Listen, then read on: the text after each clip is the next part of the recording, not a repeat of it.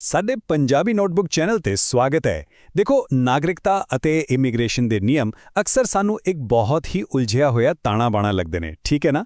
ਪਰ ਅੱਜ ਦੇ ਇਸ ਐਕਸਪਲੇਨਰ ਵਿੱਚ ਆਪਾਂ ਨਵੇਂ ਲਾਗੂ ਹੋਏ ਨਾਗਰਿਕਤਾ ਸੋਧ ਨਿਯਮ 2026 ਦੇ ਤਹਿਤ ਓਵਰਸੀਜ਼ ਸਿਟੀਜ਼ਨ ਆਫ ਇੰਡੀਆ ਯਾਨੀ ਕਿ OCI ਰਜਿਸਟ੍ਰੇਸ਼ਨ ਢਾਂਚੇ ਵਿੱਚ ਹੋਏ ਵੱਡੇ ਅਤੇ ਤੁਰੰਤ ਬਦਲਾਵਾਂ ਨੂੰ ਬਹੁਤ ਹੀ ਸੌਖੀ ਭਾਸ਼ਾ ਵਿੱਚ ਡੀਕੋਡ ਕਰਾਂਗੇ। ਇਹ ਇੱਕ ਅਜਿਹਾ ਮੁੱਦਾ ਹੈ ਜਿਸ ਦਾ ਸਿੱਧਾ ਅਸਰ ਦੁਨੀਆ ਭਰ ਵਿੱਚ ਵਸਦੇ ਲੱਖਾਂ ਲੋਕਾਂ ਤੇ ਪੈਣ ਵਾਲਾ ਹੈ। ਸੋ ਇਹਨਾਂ ਬਦਲਾਵਾਂ ਨੂੰ ਬਾਰੀਕੀ ਨਾਲ ਸਮਝਣਾ ਆਪਣੇ ਲਈ ਬਹੁਤ ਜ਼ਰੂਰੀ ਹੋ ਜਾਂਦਾ ਹੈ। ਆਓ ਬਿਨਾਂ ਕਿਸੇ ਦੇਰੀ ਦੇ ਸਿੱਧਾ ਮੁੱਦੇ ਤੇ ਆਉਂਦੇ ਹਾਂ।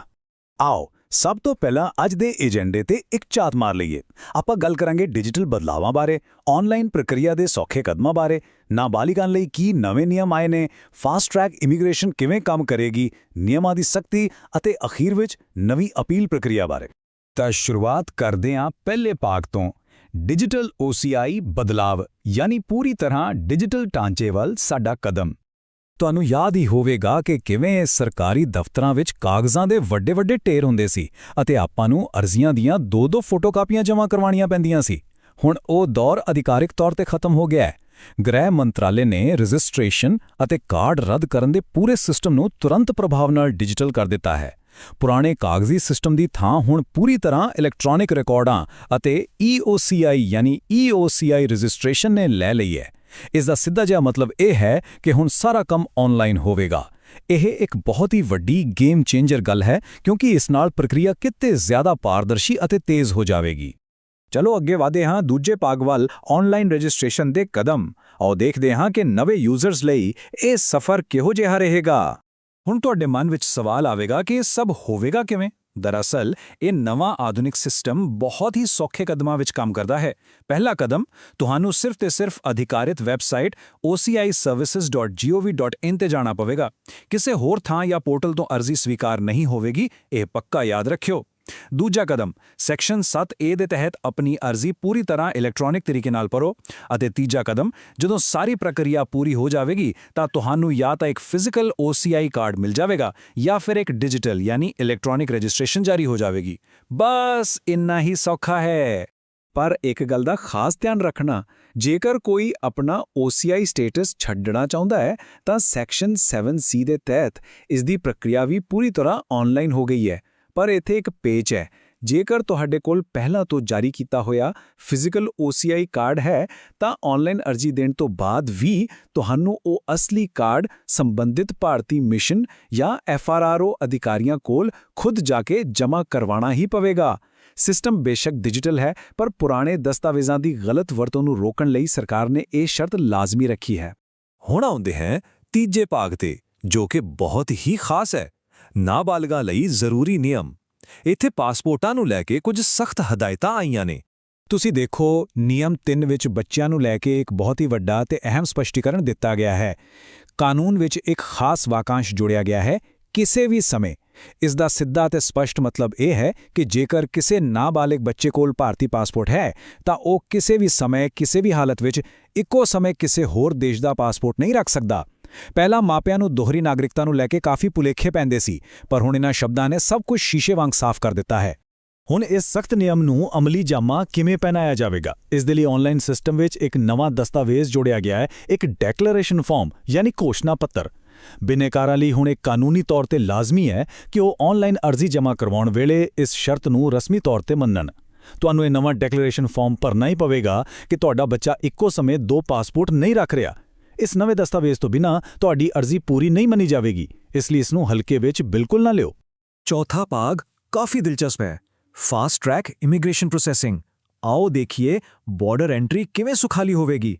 ਕੀ ਤੁਸੀਂ ਹਵਾਈ ਅੱਡਿਆਂ ਤੇ ਇਮੀਗ੍ਰੇਸ਼ਨ ਦੀਆਂ ਲੰਬੀਆਂ ਲਾਈਨਾਂ ਤੋਂ ਅੱਕ ਚੁੱਕੇ ਹੋ? ਤਾਂ 2026 ਦੇ ਇਹ ਨਿਯਮ ਤੁਹਾਡੇ ਲਈ ਇੱਕ ਵੱਡੀ ਖੁਸ਼ਖਬਰੀ ਲੈ ਕੇ ਆਏ ਨੇ। ਇੱਥੇ ਫਾਸਟ ਟਰੈਕ ਇਮੀਗ੍ਰੇਸ਼ਨ ਪ੍ਰੋਗਰਾਮ ਦੀ ਸ਼ੁਰੂਆਤ ਹੋ ਰਹੀ ਹੈ। ਇਹ ਕੀ ਹੈ? ਇਹ ਅਸਲ ਵਿੱਚ ਇੱਕ ਆਟੋਮੈਟਿਕ ਇਮੀਗ੍ਰੇਸ਼ਨ ਪ੍ਰੋਸੈਸਿੰਗ ਸਿਸਟਮ ਹੈ। ਇਸ ਨੂੰ 에ਅਰਪੋਰਟ ਦੀ ਇੱਕ VIP ਜਾਂ ਐਕਸਪ੍ਰੈਸ ਲੇਨ ਵਾਂਗ ਸਮਝੋ। ਜੇਕਰ ਤੁਸੀਂ ਰਜਿਸਟਰਡ ਹੋ ਤਾਂ ਤੁਹਾਨੂੰ ਘੰਟਿਆਂ ਬੱਧੀ ਲਾਈਨ ਵਿੱਚ ਖੜਨ ਦੀ ਲੋੜ ਨਹੀਂ ਪਵੇਗੀ। ਤੁਸੀਂ ਬਹੁਤ ਹੀ ਤੇਜ਼ੀ ਨਾਲ ਇਮੀਗ੍ਰੇਸ਼ਨ ਕਲੀਅਰ ਕਰ ਸਕੋਗੇ। ਹੈ ਨਾ ਕਮਾਲ ਦੀ ਗੱਲ?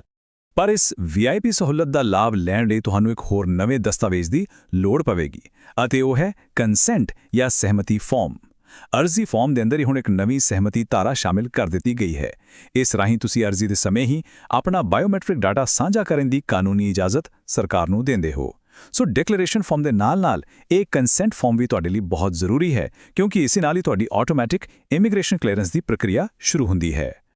ਹੁਣ ਆਉਂਦੇ ਹਾਂ 5ਵੇਂ ਭਾਗ ਤੇ, ਪਾਲਣਾ ਅਤੇ ਰੱਦ ਕਰਨਾ। ਜਿੱਥੇ ਸਹੂਲਤਾਂ ਵਧੀਆਂ ਨੇ, ਉੱਥੇ ਸਰਕਾਰੀ ਨਿਯਮ ਹੋਰ ਵੀ ਸਖਤ ਹੋਏ ਨੇ। ਸੋਚਣ ਵਾਲੀ ਗੱਲ ਇਹ ਹੈ ਕਿ ਜਦੋਂ ਸਭ ਕੁਝ ਡਿਜੀਟਲ ਹੋ ਰਿਹਾ ਹੈ ਤਾਂ ਸਰਕਾਰ ਇਹਨਾਂ ਨਿਯਮਾਂ ਦੀ ਪਾਲਣਾ ਕਿਵੇਂ ਯਕੀਨੀ ਬਣਾਵੇਗੀ?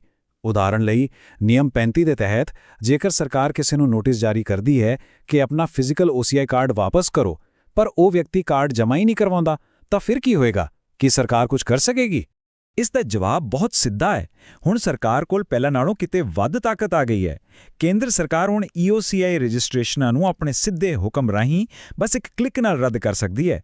ਜੇਕਰ ਕੋਈ ਫਿਜ਼ੀਕਲ ਕਾਰਡ ਜਮ੍ਹਾਂ ਨਹੀਂ ਵੀ ਕਰਵਾਉਂਦਾ ਤਾਂ ਸਰਕਾਰ ਨੂੰ ਉਸ ਕਾਰਡ ਦੇ ਦਫ਼ਤਰ ਪਹੁੰਚਣ ਦਾ ਇੰਤਜ਼ਾਰ ਕਰਨ ਦੀ ਕੋਈ ਲੋੜ ਨਹੀਂ ਹੈ। ਉਹ ਬਿਨਾਂ ਕਾਰਡ ਮਿਲੇ ਵੀ ਡਿਜੀਟਲ ਰਿਕਾਰਡ ਵਿੱਚ ਉਸ ਨੂੰ ਤੁਰੰਤ ਪ੍ਰਭਾਵ ਨਾਲ ਰੱਦ ਐਲਾਨ ਸਕਦੀ ਹੈ। ਯਾਨੀ ਡਿਜੀਟਲ ਯੁੱਗ ਵਿੱਚ ਸਰਕਾਰ ਦਾ ਕੰਟਰੋਲ ਪੂਰੀ ਤਰ੍ਹਾਂ ਮਜ਼ਬੂਤ ਹੋ ਗਿਆ ਹੈ। ਆਖਰੀ ਅਤੇ 6ਵਾਂ ਭਾਗ ਹੈ ਨਵੀਂ ਅਪੀਲ ਪ੍ਰਕਿਰਿਆ। ਆਓ ਦੇਖਦੇ ਹਾਂ ਕਿ ਸ਼ਿਕਾਇਤਾਂ ਦਾ ਇਹ ਨਵਾਂ ਢਾਂਚਾ ਕਿਵੇਂ ਕੰਮ ਕਰਦਾ ਹੈ।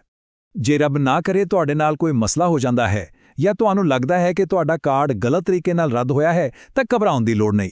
ਸੋਧੇ ਹੋਏ ਨਿਯਮ 42 ਅਧੀਨ ਇੱਕ ਨਵਾਂ 3 ਪੜਾਵੀ ਢਾਂਚਾ ਬਣਾਇਆ ਗਿਆ ਹੈ। ਸਭ ਤੋਂ ਪਹਿਲਾਂ ਅਸਲ ਅਥਾਰਟੀ ਸ਼ੁਰੂਆਤੀ ਫੈਸਲਾ ਸੁਣਾਉਂਦੀ ਹੈ। ਜੇ ਤੁਸੀਂ ਸੰਤੁਸ਼ਟ ਨਹੀਂ ਹੋ ਤਾਂ ਦੂਜੇ ਪੜਾਅ ਵਿੱਚ ਤੁਸੀਂ ਬਿਲਕੁਲ ਇੱਕ ਰੈਂਕ ਉੱਪਰਲੇ ਅਧਿਕਾਰੀ ਕੋਲ ਅਪੀਲ ਕਰ ਸਕਦੇ ਹੋ। ਅਤੇ ਤੀਜੇ ਪੜਾਅ ਵਿੱਚ ਖਾਸ ਤੌਰ ਤੇ OCI ਸ਼ਿਕਾਇਤਾਂ ਲਈ ਕੇਂਦਰ ਸਰਕਾਰ ਇੱਕ ਵੱਖਰੀ ਰਿਵੀਜ਼ਨ ਅਥਾਰਟੀ ਦਾ ਗਠਨ ਕਰੇਗੀ। ਇਹ ਸਭ ਕੁਝ ਪਹਿਲਾਂ ਨਾਲੋਂ ਬਹੁਤ ਹੀ ਤਰਤੀਬਵਾਰ ਹੈ। ਇਸ ਦੇ ਨਾਲ ਹੀ ਇੱਕ ਹੋਰ ਬਹੁਤ ਕੰਮ ਦੀ ਵਿਵਸਥਾ ਹੈ, ਨਿਯਮ 42A। ਇਸ ਨੂੰ ਤੁਸੀਂ ਇੱਕ ਸੇਫਟੀ ਨੈਟ ਜਾਂ ਸੁਰੱਖਿਆ ਜਾਲ ਵਾਂਗ ਸਮਝੋ। ਨਾਗਰਿਕਤਾ ਕਾਨੂੰਨ ਵਿੱਚ ਇੱਕ ਨਵੀਂ ਧਾਰਾ 15A ਸ਼ਾਮਿਲ ਹੋਈ ਹੈ, ਜਿਸ ਅਧੀਨ ਸਰਕਾਰ ਕੁਝ ਨਵੇਂ ਹੁਕਮ ਜਾਰੀ ਕਰ ਸਕਦੀ ਹੈ। ਇਹ ਨਵਾਂ ਨਿਯਮ 42A ਵਿਸ਼ੇਸ਼ ਤੌਰ ਤੇ ਸਿਰਫ ਇਨ੍ਹਾਂ ਨਵੇਂ ਹੁਕਮਾਂ ਦੀ ਸਮੀਖਿਆ ਕਰਨ ਲਈ ਬਣਾਇਆ ਗਿਆ ਹੈ। ਮਕਸਦ ਸਿਰਫ ਇਹ ਹੈ ਕਿ ਹਰ ਨਵੇਂ ਫੈਸਲੇ ਦੀ ਨਿਰਪੱਖ ਜਾਂਚ ਹੋਵੇ ਅਤੇ ਕਿਸੇ ਵੀ ਬਿਨੇਕਾਰ ਨਾਲ ਕੋਈ ਬੇਇਨਸਾਫੀ ਨਾ ਹੋਵੇ।